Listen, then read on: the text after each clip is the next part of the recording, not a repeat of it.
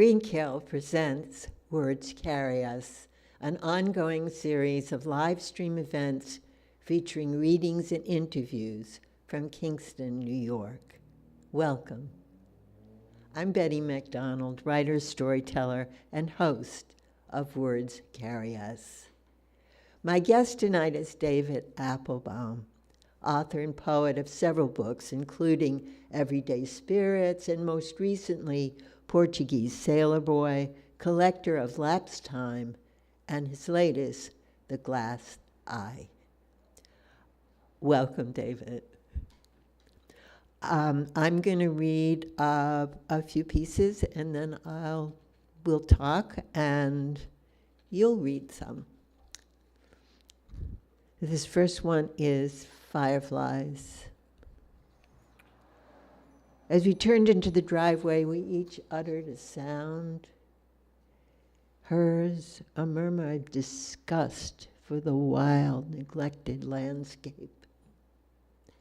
Mine, an exclamation of delight as the approach of the car flushed out a cloud of fireflies who rose like tiny flickering stars from the brambles and weeds into the descending darkness, into the dusky air.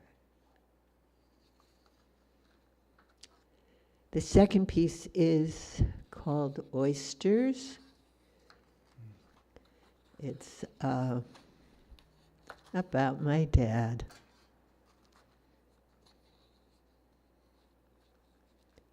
When Daddy wasn't at his desk on the old-fashioned balcony overseeing the customers and salespeople in the family store, he was out on Hull Street talking with the other shopkeepers, an activity that was considered goofing off by my hardworking mother and grandmother and my chronically dissatisfied uncle. They didn't get it, that this genial reaching out gave him a sense of himself as a worthwhile person, fulfilled his need for companionship, and informed his ability to be a good and creative provider. It was from his cohorts he got the goods on where to get the juiciest peaches, the sweetest corn, and the excellent sides of beef he bought directly from the farmer. He was amiable. He liked to talk. People liked to talk to him. Meyer's dry goods store carried men's and women's and children's clothing, shoes, hats, fabric, yarn, and sewing notions.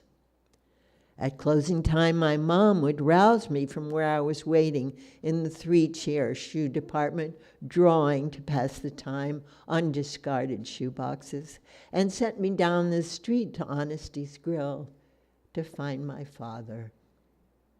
Scooting to the end of the block on my mission, I pushed open the heavy door of the small restaurant and was engulfed in the delicious aroma of Southern cooking. As I slid into the dark wooden booth next to Dad, he slid half of his fried oyster sandwich over to me and ordered a second one for us to share. I learned to eat oysters to please him. Seated on high stools at the oyster bar at Rugi's Hotel in downtown Richmond, Virginia, Dad and I stuffed ourselves with the bounty of the nearby Chesapeake Bay. As fast as the white-jacketed server behind the counter could expertly open them, at first, I only pretended to like them raw to get his approval. But it didn't take long for me to cultivate a fondness for the sweet, briny taste of the ocean. When we each had eaten a dozen oysters on the half shell, another dozen was opened and plopped into a battered saucepan, adding a splash of milk and a generous slab of butter. The saucepan was held under a live steam jet, just long enough to melt the butter and heat the milk but not long enough to overcook the oysters, preserving their tenderness. Poured into white crockery bowls, it was the food of the gods. Some Saturday nights after closing the store, Daddy would arrive home with a bushel basket of steamed hard-shell crabs pulled out of the bay a couple of hours before. I was hardly old enough to sit up on my own when he taught me how to open a crab properly, discard the dead man, the part you weren't supposed to eat, and consume the delicacy within. Along with his culinary delight, I basked in his approval. Daddy liked to cook, but never in the kitchen. In the fall, in preparation for the annual reunion of my mother's cousins from North Carolina, he began at dawn, tending a huge black iron pot hanging over an outdoor fire filled with corn, okra, tomatoes, lima beans, and chicken for his famous Brunswick stew. Red-faced from the heat, he stirred the giant pot with a boat oar. Although the recipe for Brunswick stew, handed down by generations of Southern cooks, typically calls for it, he never added squirrel. In a family that had long since dropped the dietary laws, and despite his having been born and raised in an area that is the essence of the Old South, he was, after all, the son of Russian Jews. He never added squirrel. He considered it too country.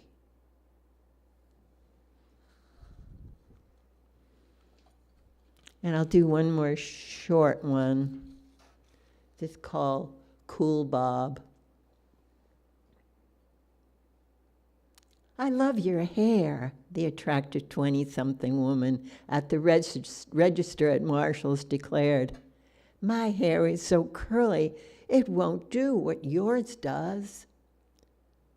What her hair does do, is frame her face and the delicate heart tattoo on her neck. Her hair was curly in the way I wish my hair was curly. It's this cool bob, she declared, admiring my do. Thanking her for the compliment, I would revisit for the rest of the afternoon, I announced, "You made my day." Then, picking up the gloves I'd purchased, I swanned past the Halloween costumes and out the door, Cool Bob bouncing in and on my head. So, David, welcome. I'm so happy to be here. This chance to speak about poetry and listen to one another. And once again, to feel that energy that comes from that kind of engagement that we seek. I have a question for you along those lines, though, Betty. Having read several times now your collection of poems, All My Monsters Are Dead. They are. And I'm curious about this relation that you have with death, because it seems that in those poems, death is like a friend or an ally to you. How do you see this? The monsters who are dead are the family members, mostly, the family members who tormented me through my childhood. My parents who loved me dearly, my aunt and uncle who adopted me when I was 65, and my brother, whom I loved dearly and tormented me. And there, I didn't want them to die, but they did. And I was freed by that.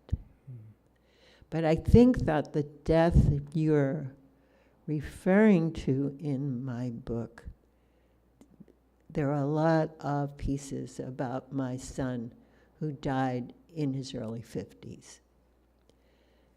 And I have a dear friend who's also a friend of yours who keeps saying to me, I don't think I could stand that, she would say. She says to me, she said it to me recently, my son's been gone for almost 10 years. And I thought about that, and I thought about the fact that she worries about, she has a son, and she worries about that. She says, I don't think I could live through that. But when someone you love that much does die, and you do live through it, it's different. You stop worrying.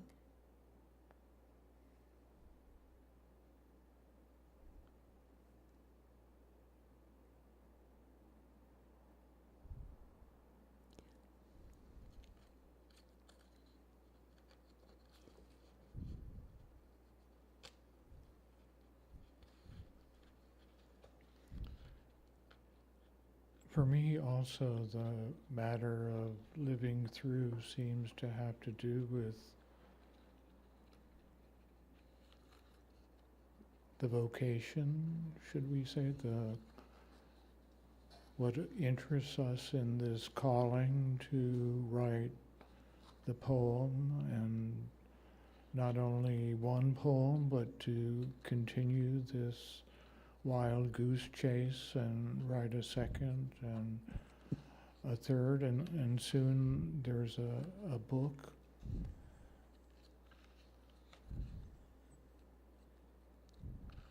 What is it to meet life in such a way that the poem is one consequence? And especially in these times when the oppressiveness of life is very much in our face, this difficulty in coming to this moment of experience, just as it is, and being able to receive or take it in some kind of way. There's a line in a poem of Theodore Rootke that always runs through my mind when I pick up the morning news. He says, in dark times the eye begins to see. In the darkening woods, I see my shadow in the shade. As if this meeting with experience becomes all the more urgent. And I feel for myself, it's only in the throes of that urgency that I feel that moved enough to write a poem, to have the voice come through, the voice that's not necessarily my voice, but the voice that needs to be spoken. I'm going to read you a poem from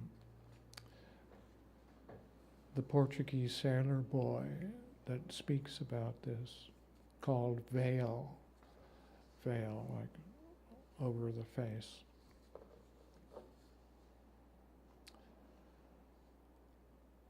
I'm not much of a moon person. A ship can't be steered by the moon. The eye needs a fixed point, not a fickle one that waxes and wanes. The huntress is caught in the net of her own making, the old woman said. Silence on the park bench burrowed under wisteria, me on the other end. She's a prisoner. There she keeps time that she unweaves so it won't run out. Silence again.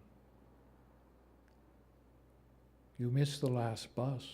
Her last words seem meant for me.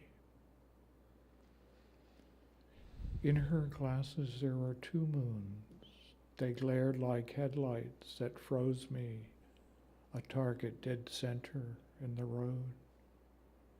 Her voice grew hazy and overcast. Once the moon haunted the ocean. Its whiteness was pure and loved by a certain woman. I was she. The very next day it was gone. I knew grief deeper than the moon's fullness of tears. I came to honor mathematics, she added. Love divided by death has no remainder. Do you believe in ghosts? She pointed at the moon, already setting behind the tree's limbs. It's phantom, it's a lost body. Its whiteness is no natural thing. Years later, there was a full lunar eclipse. Suddenly, the moon was a red ball in 3D, not a bright, thin plate. The old woman's words came back. I'd had to walk home that night. The moon's surface had the glare of a jealous lover, stronger dead than the beautiful woman in life.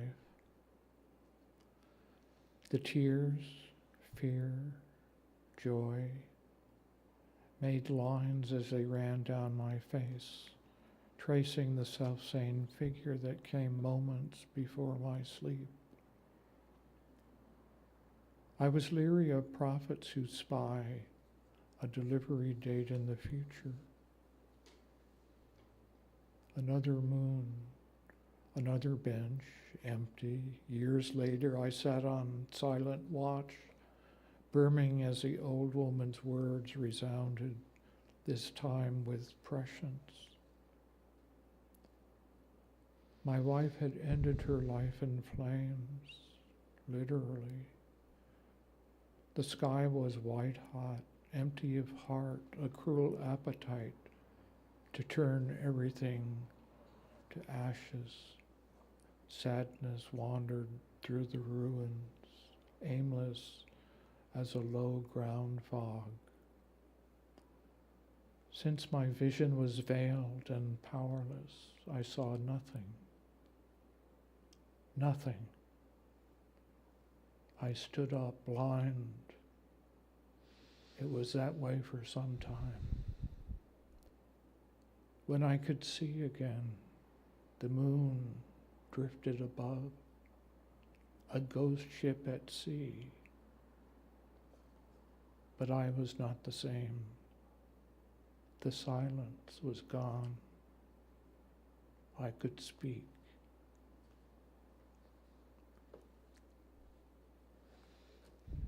And I think it's like that each time, this waiting for a voice to appear from somewhere where there are no words, or words mumbled, confused in the background.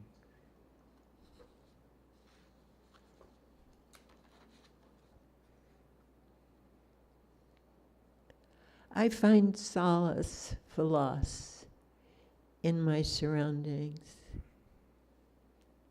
I live on a large pond, and it's my altar. And now we've gone into this sad place. I'm going to read a piece called Grief.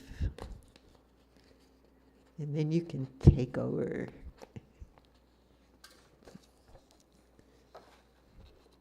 Grief. A loud splash. The shadow of a huge bird rises from the pond. I see the shadow, not the bird. I bang open the porch door, startling the hawk from a low branch and the heron stalking the shallow water near the bank. With two predators in sight and who knows what snakes and snapping turtles are hiding, waiting for their lunch to swim by. The fish are clearly in jeopardy. The grandkids insisted, what's that one called and that one? Gil, Jade, and Sid named the biggest one Summer Morning, Bright Sunshine, Big Fish. We call her Goldie. After that, each name was like a lasso encircling each fish, drawing it closer to me, attaching it to me. I called the tricolored one Flag, the bright orange one Creamsicle. Spot, white with black markings, reminds me of Dick and Jane's dog from first grade readers from my childhood. Schiaparelli's black scales against brilliant yellow, reflects the sequin gowns of the mid-century Hollywood musicals. Wren named the little one Tangerine. When Tangerine survived her first winter, I suspected she might be enchanted. The perils of the pond are rife, especially for one so small and brightly colored. But this spring, as the ice melted, when the bigger fish emerged, she didn't appear. If Tangerine is gone, I'll cry for her, relieving some of the weight of tears I cry for the loss of my son. Tears for the missing fish ease some of the pressure of my grief. Dilutes it, gives it a break somehow. A friend referred to my grief as fresh. I don't like that. Fresh is for vegetables, flowers, coffee, or snotty kids. Oh yeah, and wounds. Fresh. I cringe at the word. Fresh implies my grief will fade when it is no longer fresh. I hug my grief to me. I don't want it to go away. It's what I have left of my beloved. Very nice, very nice.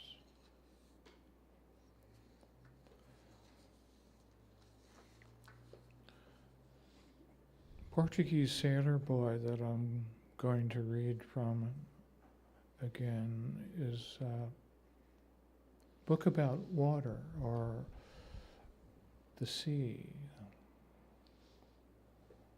La Mer, the mother. So it's about the mother. It's a mother book. This poem is called The Slide. Even the word height causes anxiety. It started with a dive, to speak factually. In water, I mean. I was seated alone on top of the tallest water slide in the state of Texas. At bottom was a shallow pool, which was barely visible below. Whose hands buoyed me up in the brine, I can't recall. Were they rough or smooth or just wet skin or skin at all. Angels, I imagine, move with arms outstretched like mothers who carry. Whose hands? One asks only after being saved, if. My father, beached at Guadalcanal, never found the right question. Once on a flight, a seamate said, 7 miles down to the big splash. The Challenger crew had time enough to think that matter through. I ended west in another life, writing music for the movies, bad ones. Silence was just another way to fill a treble clef with deadbeat drone. The cabin I rented stood on a cul-de-sac of a steep mountain road. Eagles screamed in rapture of flight. Rain clouds draped a valley below. A bowl of oak gall stood on the desk. My nephew came to live with me. He didn't share my view on water. There was a trompe l'oeil he painted of a tranquil lake on the kitchen wall. Though he was depressive, my phobias were entertainment. He went on to live an artist's life, charming clients with life-size deceptions. I had contracted a peculiar deafness. It had a name I don't know. A person can hear only human voices spoken aloud to him. Why height is a cause is a medical mystery. Heaven must suffer a gravitas that lengthens shadows before their time, or when an anchor drops sighingly at sea. Little as it was, I had no work. In St. Louis, I drove a road cab and let poverty close in on me. Destiny was a different ring when you're poor. It's an iron cage. One evening I drove into the river. My night vision was non-existent.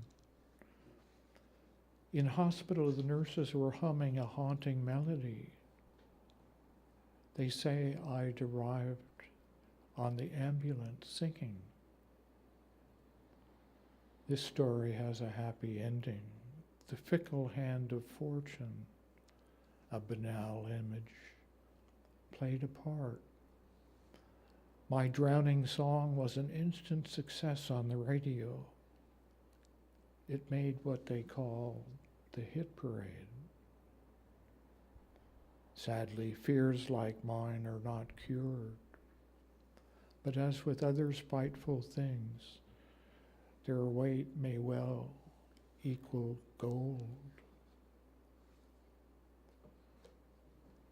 So it is that reverse of fortune that interests us also, doesn't it? Yes. The laughter, that sorrow in excess, and the tears, that is joy in excess. Do you have anything on that? On joy.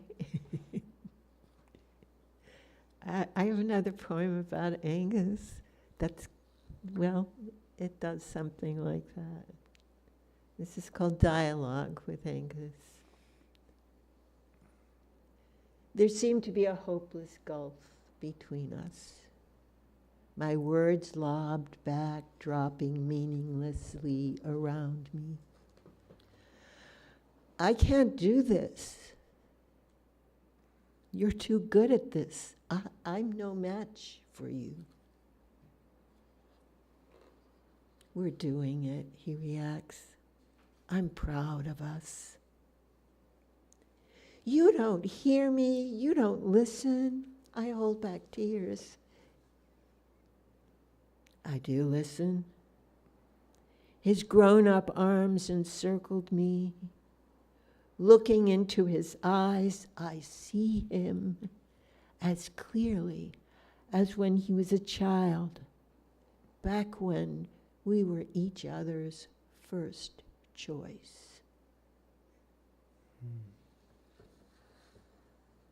What was the question? So what are poets for in a dark time? Well, that's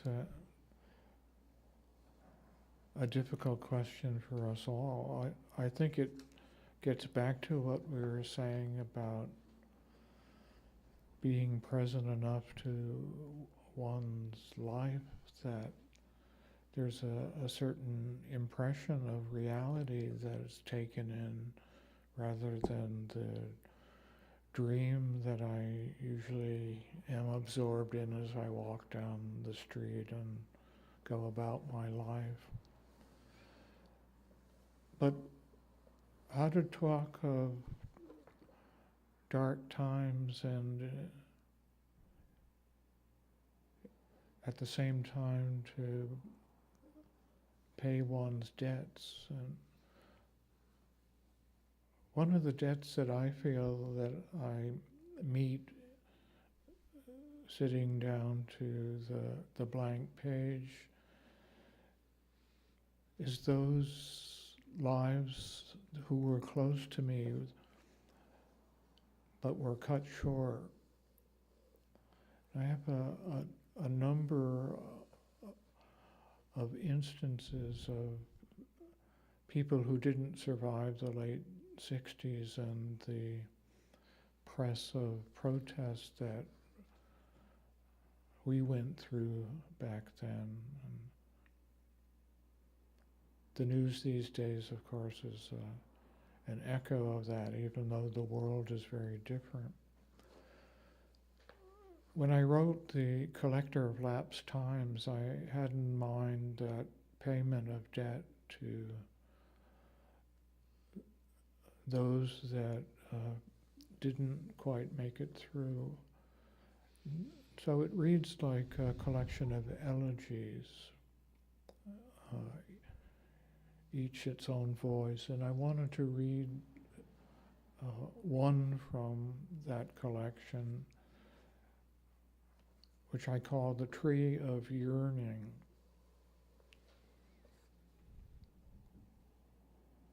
Tree of Yearning. There's nothing holy on the island. Wrapped in mediocrity, it is ensconced midway in a shallow bay where ships run aground and are wrecked. They don't stop blessing after blessing to be tied to a tree beside paddocks of time. Its boughs watch sky flatten under glass, bones bleached by the sea, while others pray in the cauldron of misgivings, salt tears their remainder. It recollects the lap of seawater against a birch bark canoe as the first people came for mussels and berries. Then the intermittent wood ships with cows and roosters, the luff of sail. Then the steel ferry, diesel staining its wake, for the sake that no one will be exiled, even if in storm. The tree can't read words. The foam feels what they express in their serif. Wrapped in a shawl of mist, it is a sadhu whose vigil practice austerities on earth as it is in heaven.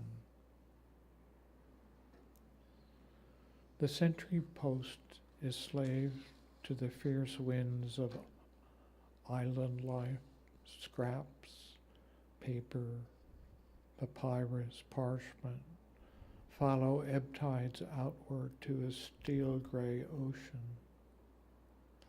They scatter, dissolve, a fitful rain over skeletons of ships, onto spillage that trails along the seafloor into its caves.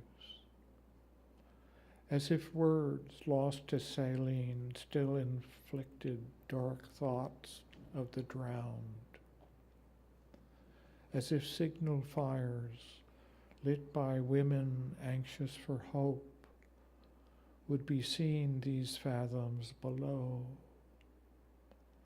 After a gale, the tree would receive a new host, flutter of the heart as fingers fastened a plea for God's favor, that the petition from someone washed of sin linger on behalf of souls who could no longer remember.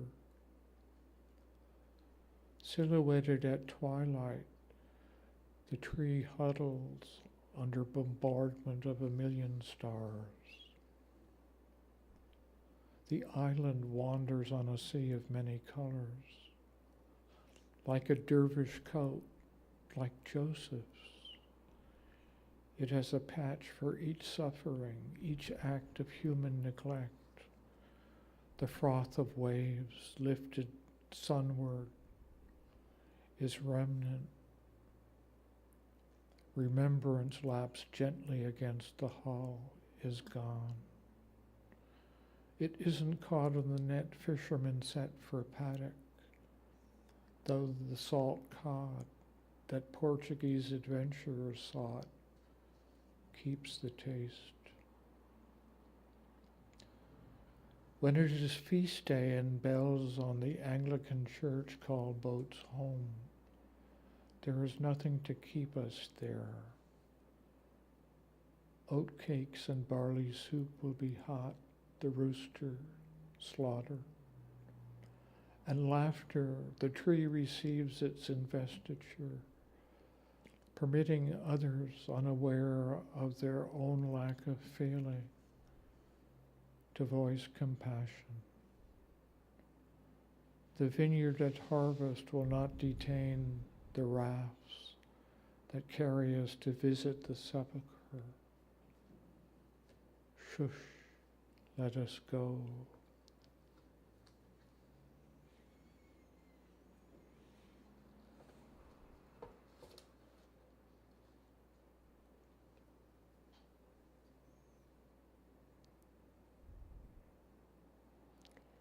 Who are the poets that have influenced you?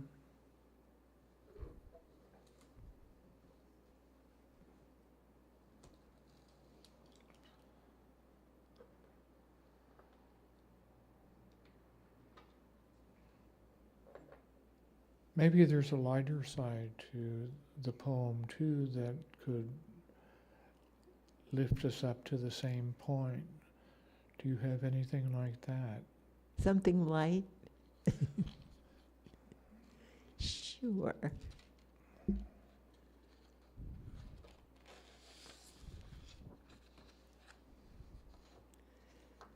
This is called the Nickel Bridge.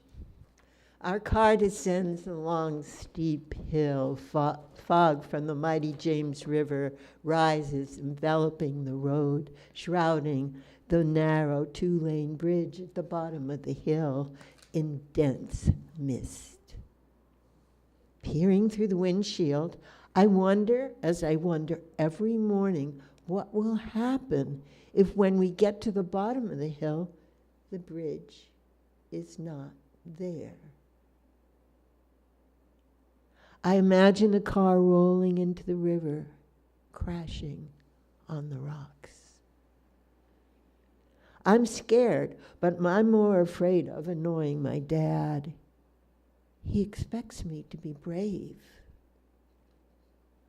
Holding my breath, I rely on his confidence that the bridge we can't see is still there. that he will steer the car to the other side, as he does every day. Miraculously, the invisible bridge accepts the weight of our Chevrolet and allows us passage through the early morning fog to school.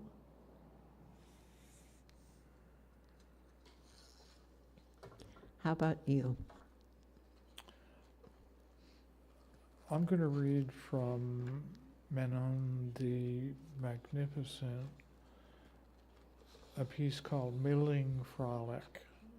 Milling? Milling as, actually a milling frolic is where you have a piece of fabric that has been newly made and washed, and you have to get it squeezed and stretched, and it's a ritual kind of evening that finds its roots in Gaelic culture. I used to be part of milling frolics up in Cape Breton, Nova Scotia. Here's a milling frolic.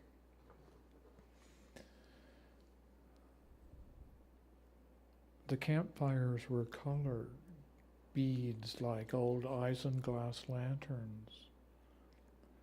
We strung a line of them along the front walk where it was flat enough for dancing. On one side was the milling table, exactly right for 6 on a bench. Men on one side, women the other. You never knew who'd you'd be opposite. People came, the point being to block the cloth. It was called a frolic.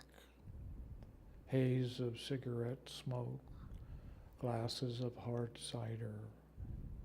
We sang songs in the old language. Though most of us didn't understand a word, the night was mirthful. Your life unwrapped itself under the lamps and gave out its secrets, later on field grass or on sand, a tang of salt or blood on your lips. Wet fabric kneaded by a dozen hands, wool stretched and made soft to cling to shoulders and breasts. The music, sometimes a fiddle, changed us. I was giddy by the time it came to dance. When the cloth was rolled to a cylinder, a spell came over us, a kind of madness. We rose singing, men apart from women.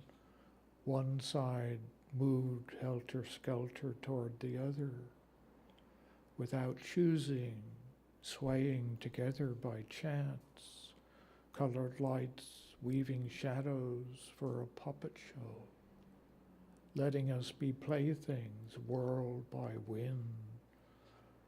Whatever you did had no consequences.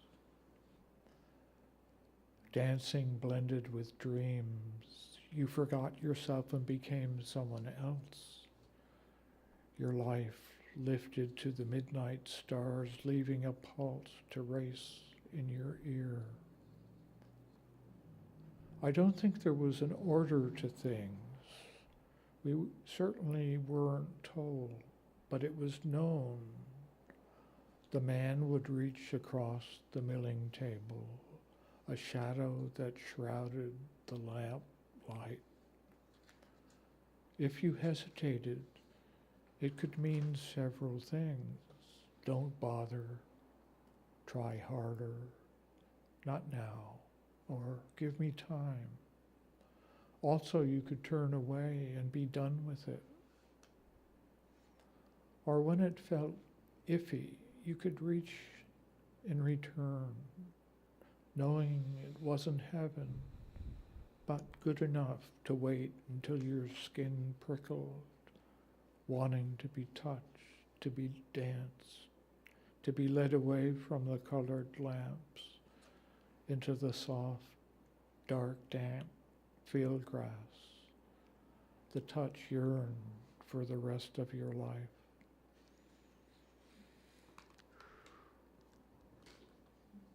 Nice.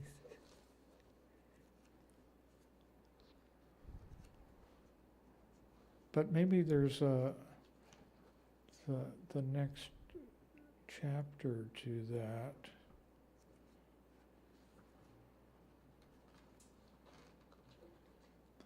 Doesn't come until the glass eye.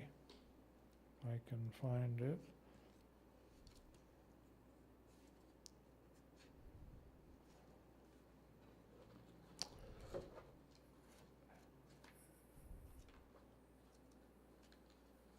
And it's called The Garden.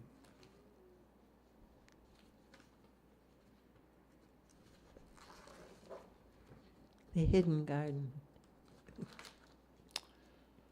The garden. There's something I want to tell you, something I want to say to you. All day he thinks this thought. When evening comes with drinks, he forgets. She returns to a house picked clean of words. He shaves. It takes an hour for him to recognize the man again. The soil in their small garden waits for him like a woman. It washes his rough hands as they burrow below roots into the sharp gravel. Under a hot sun that entrusts them to one another, he must sweat morning through, or else there would only be words he omitted saying. Instead, that grunt augments the shovel's claim against rock. The heated air wraps him in a straitjacket as to keep his dread at bay, or else there would be words, though the earth in his palm stays cool. But it refuses to let him tend its fertile roots. He has knelt several hours, knees barked, among wilting stalks that will never know harvest. A breeze soughs, then suddenly it is cold. The sun, old and weak, is gone.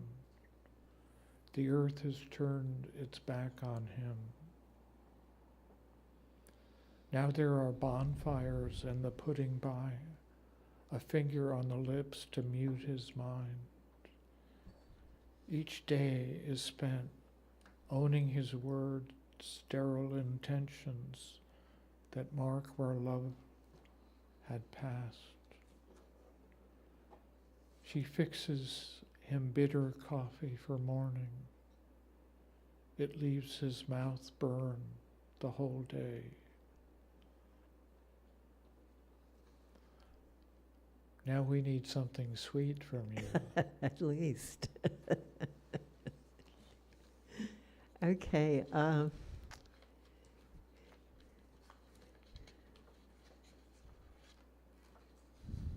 Here's one. This is called Standoff with a Blue Heron. I think we probably could be wrapping up. Maybe you have one more after this. Let's see. Standoff with a Blue Heron. Startled, he unfurled his sail-like wings and rose from where he stalked the grassy bank. "Hey!"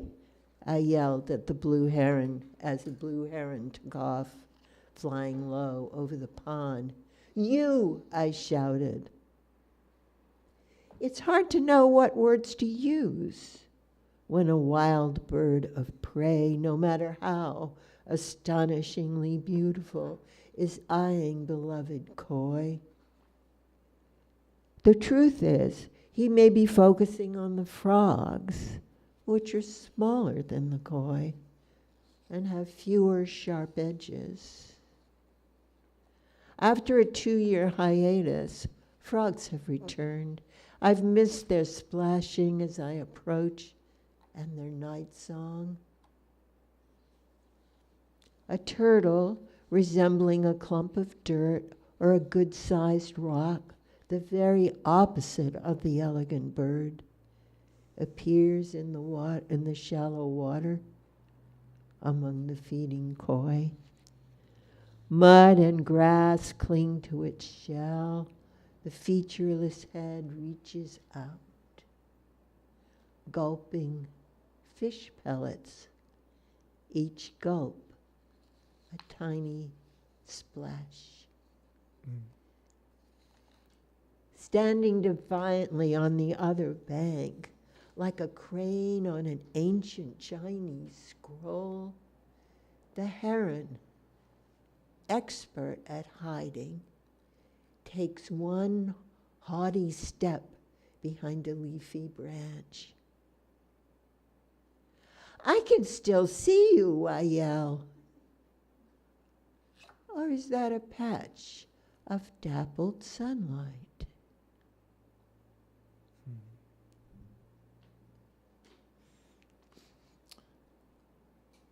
I want to read you a couple of shorter poems from the new book that just came out, The Glass Eye. The Glass Eye was just published last week, right? Last week, right? This is called The Guardian.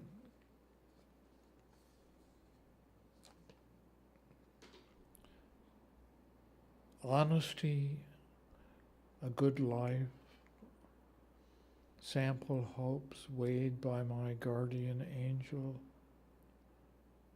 I asked for a place. I learned to feel homeless. I asked for peace. I was provided with strife, struggle, and grief, pretending to be someone else. How did I believe she heard me?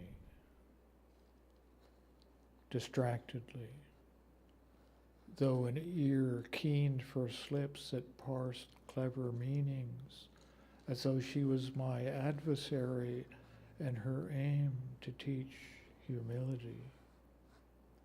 Angels, I felt, were masters at words. Didn't their name mean messenger?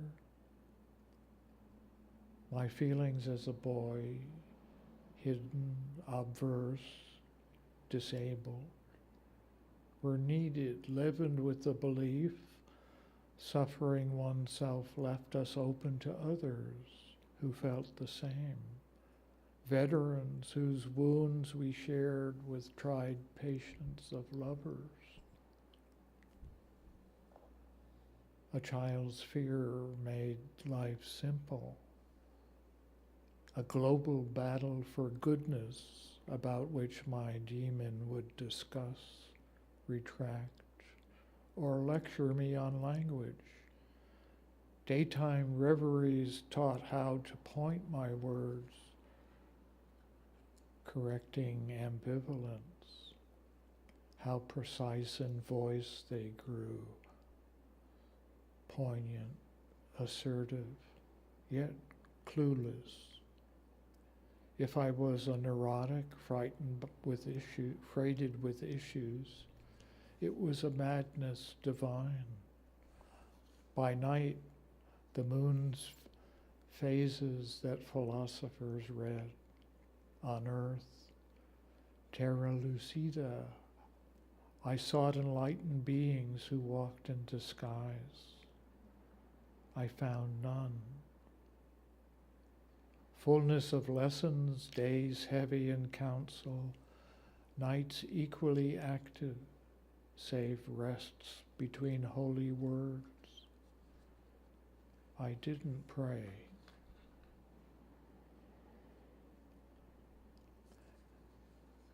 And I want to read Spin-Off. I know you've heard it, but it has echoes. Spin-Off. There was paralysis in the beginning. The sea floated dunes, fertile and barren, a world. It called me twice without voice. I had no need to ward off anything. I had no need to console or disdain. There were fronds for thatching under mango trees, smelling of apples or grass. I threw pebbles into the sky and cried when they fell. I labored in the garden in a utopian smock or shift, while in your hazel eyes a flash reflected a nearby star. You minded the children who would stray carefree, playing with starfish washed ashore, abandoned without guilt, dried like the pit of some fruit. I remember crab shells and tea chests that kept moments lost yet preserved. That was called Satori. Time gathered, hoarded, never spent, then let go like breathtaking fright. My dreams, febrile, sterile, without continuance. I was a man. I had come to beg, shaking hair-fine rootlets from earth, dry, moist, used up, unmade. I was human. I ate, I slept. I dreamt of companionship. I was denied.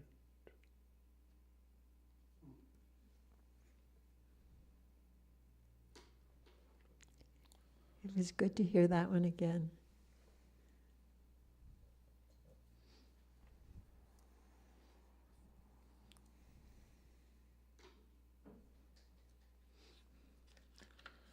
We've hit on a lot of notes in this exchange. It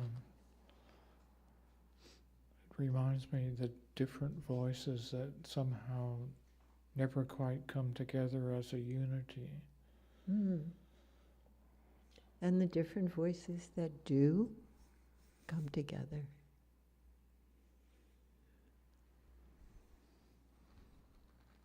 I thank you so much for being my guest this evening. Oh, it's been so wonderful being together in this kind of way. Tonight's guest on Words Carry Us from Greenkill has been poet David Appelbaum. Presently at the gallery, the art of Steve Van Noort and P.H. Seguro will be on exhibition from next Saturday, the 5th. There's an opening party Saturday, July 5th from 5 to 7 in the gallery. You're all invited. 2025 exhibition hours are always Saturday and Sunday, 1 to 6 p.m. If you wish to schedule a special appointment, please call at 347-689-2323 or write to us at 229 Greenkill Avenue, greenkill.org. As always, we're grateful to David Schell, who organizes, directs, and makes things happen here at Greenkill. Our thanks to Shirley Hoffman-Warren, who composed and performed our musical theme, assisted by recording engineer Jason Warren. Many thanks to you for tuning in and watching us on YouTube.